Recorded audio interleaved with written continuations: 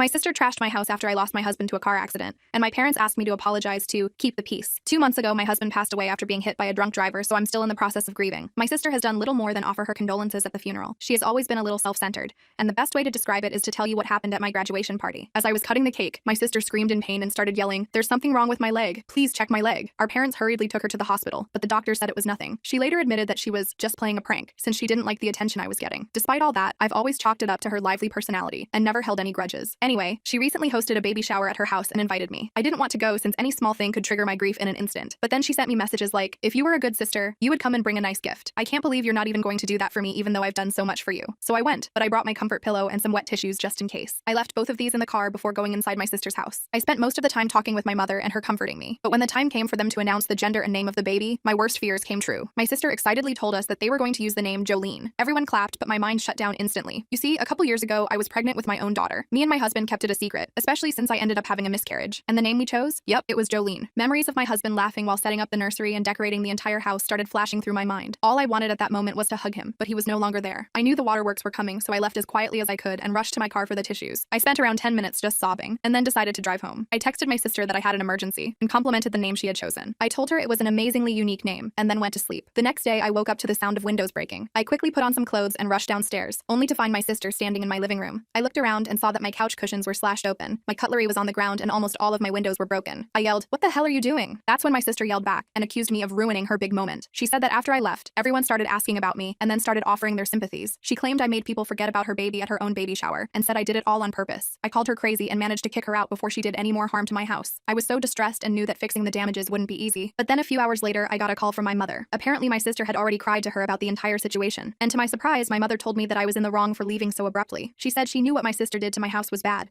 but told me to apologize and keep the peace. You're telling me I should apologize because she felt the need to trash my house and throw a tantrum, and that too all because other people felt sympathy for me? I hung up and booted up my laptop. I knew what my sister valued the most was her reputation and public image, so I decided to get back at her. I retrieved the footage from my security cameras of her trashing my house and posted it on Facebook with the caption, "My sister trashed my house a few weeks after my husband's death." The fallout was crazy. So many people denounced her actions in the comments, and even her workplace found out about it. She was suspended without pay and showed up to threaten me, but this time I was prepared. The cops were waiting nearby and arrested her. Have fun spending the night in jail since you couldn't be even a little bit understanding.